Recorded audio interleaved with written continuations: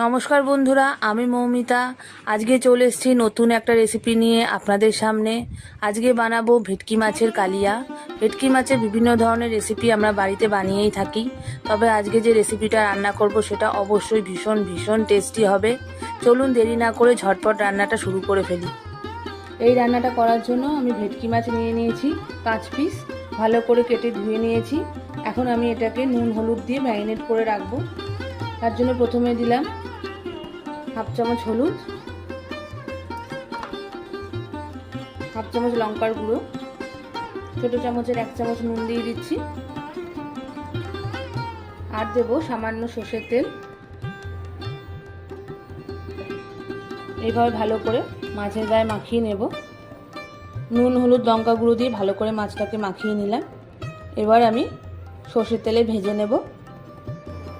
কড়াইতে সর্ষের তেল দিয়ে দিয়েছি, তেলটা গরম হয়ে গেছে। প্রথমে আমি এতে সামান্য নুন ছড়িয়ে দিচ্ছি। নুন দেওয়ার জন্য কি, মাছটা যখন তেলে দেব তেল ছিটকাবে না গায়ে। এটা করি।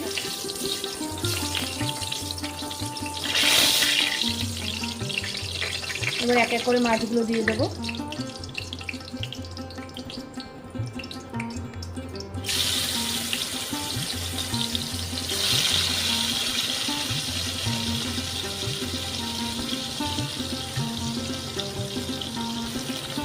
এক পিস ভাজা হয়ে গেছে, মাছটাকে উল্টে দেবো।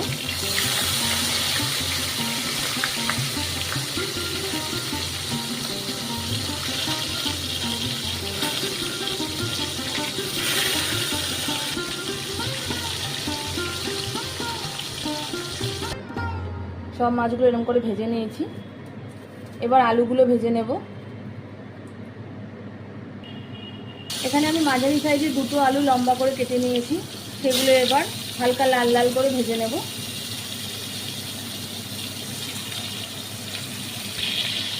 সামান্য হলুদ দিয়ে দিচ্ছি।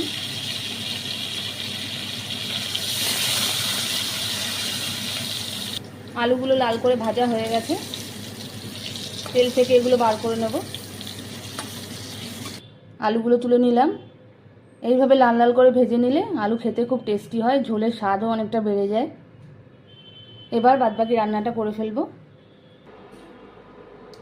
এখানে মাছ ভাজা তেলের মধ্যে আমি আরও বড় চামচে 3 চামচ মতো তেল দিয়ে দিয়েছি। এবার ওর মধ্যে প্রথমে যাবে গোটা জিরে, হাফ চামচ মতো গোটা জিরে দিলাম। একটা শুকনো লঙ্কা দিচ্ছি, 2টো এলাচ দিচ্ছি, 2টো, 3টে লবঙ্গ,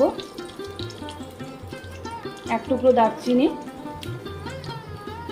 আর 2টো তেজপাতা দিয়ে দিলাম।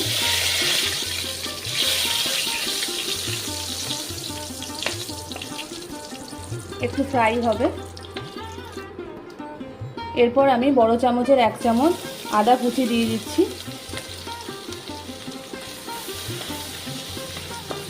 আদাটাকেও একটু ভাজতে হবে যাতে কাঁচা গন্ধটা চলে যায়।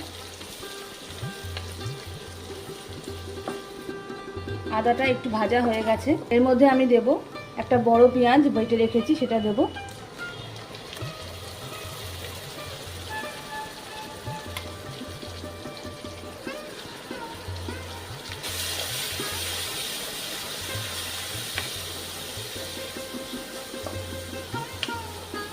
পেঁয়াজটাও হালকা ব্রাউন করে ভেজে নিতে হবে। পেঁয়াজের কালারটা চেঞ্জ হয়ে গেছে, অনেকটাই ব্রাউন হয়ে গেছে, মানে ভালো করে ভাজা হয়ে গেছে। এর মধ্যে আমি টমেটো পেস্টটা দিয়ে দেব। এখানে একটা বড় সাইজের টমেটো পেস্ট করে রেখেছি, সেটা আমি দিয়ে দিলাম।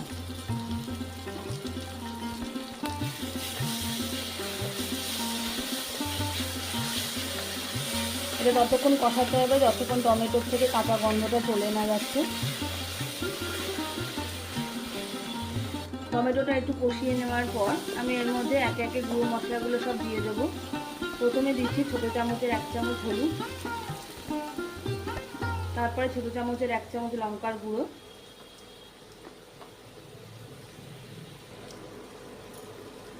এক চামচ জিরে গুঁড়ো, আর 1 চামচ ধনে গুঁড়ো। মশলা কষানোর সময় আমি এখানে ছোটো চামচের হাফ চামচের একটু বেশি নুন দিয়ে দিচ্ছি, আর দেবো হাফ চামচ মতো চিনি। এবার মশলাটাকে ততক্ষণ কষাতে হবে যতক্ষণ না ভালো করে তেল বেরিয়ে আসছে মশলার গা থেকে। আমি এর মধ্যে সামান্য গরম জল দিয়ে দিচ্ছি যাতে মশলাটা ভালো করে কষানো যায়।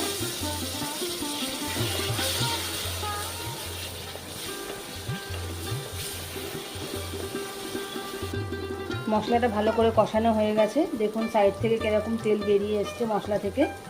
এর মধ্যে আমি দিয়ে দেব ছোটো চামচে 2 চামচ দই, যাতে ঝোলের স্বাদটা অনেকটাই বেড়ে যাবে। এখানে আমি দইটাকে ভালো করে ফেটিয়ে নিয়েছি,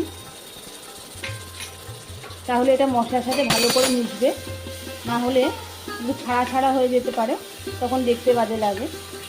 এই ছোটো ছোটো ব্যাপারগুলো একটু খেয়াল করা যায়, তাহলে দইটা ভালো করে ফেটিয়ে নেবেন। তাতে কি হয়, মশলার সাথে ভালো করে মিশেও যায়, খেতেও ভালো লাগে আর দেখতেও সুন্দর হয়। মশলাটা আমার মোটামুটি কষানো রেডি। এর মধ্যে এবার আমি আলুগুলো দিয়ে দেব।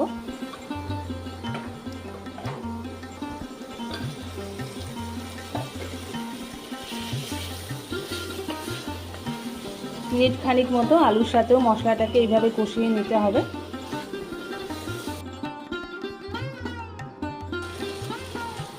আলুর সাথে মশলাটা মিনিট খানিক কষানো হয়ে গেছে।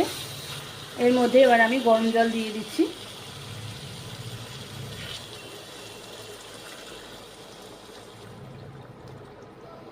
আলু সেদ্ধ হওয়ার জন্য যতটা জল দেওয়া দিয়েছি, এবার আপনারা আপনাদের কীরকম গ্রেভি রাখতে চান সেই মতো জল দিয়ে দেবেন। এখন আমি ঢাকা দিয়ে দিচ্ছি আলুটা সেদ্ধ হওয়ার জন্য। 7 মিনিট মতো হয়ে গেছে, এবার ঢাকা তুলে দেখে নেব আলুগুলো সেদ্ধ হয়েছে কিনা।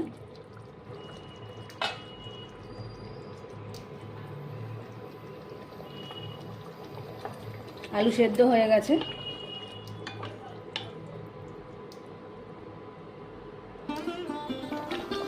ঝোলে নুন একটু কম হয়েছে বলে আমি আরও হাফ চামচ মতো নুন দিয়ে দিচ্ছি।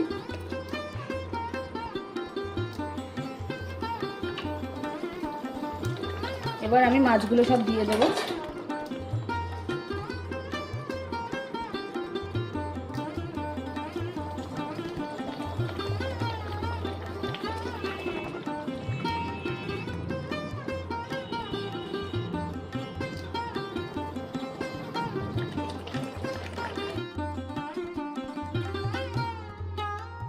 মিনিট 2 মাছগুলো ঝোলের মধ্যে একটু ফুটবে, আমি আবার ঢাকা দিয়ে দিচ্ছি। ভেটকি মাছের কালিয়া রেডি হয়ে গেছে। এবার আমি ওপর থেকে একটু ধনেপাতা দিয়ে দিচ্ছি।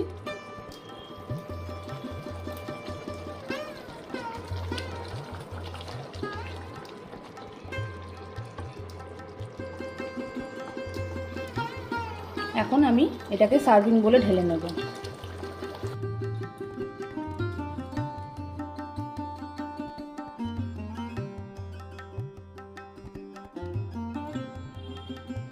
এবার এক এক করে মাছগুলো আমি সুন্দর করে সাজিয়ে দেবো।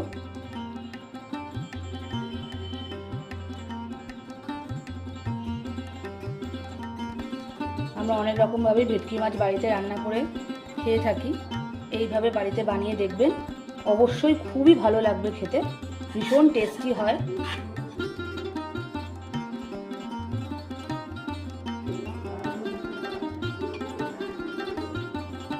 ভেটকি মাছের কালিয়া রেডি। ভেটকি মাছের কালিয়া রেডি, ভীষণ টেস্টি হয় খেতে। অবশ্যই বাড়িতে বানিয়ে আমাকে কমেন্ট করে জানাবেন কেমন লাগলো। আমার রান্না যদি আপনাদের ভালো লাগে তাহলে অবশ্যই আমার চ্যানেলটাকে লাইক, শেয়ার এবং সাবস্ক্রাইব করবেন। বেল আইকন ক্লিক করতে একদমই ভুলবেন না। যদি নতুন কোনো রান্না দেখার ইচ্ছা থাকে তাহলে কমেন্ট বক্সে জানাবেন। আজকের মতো এই অবধি, নমস্কার।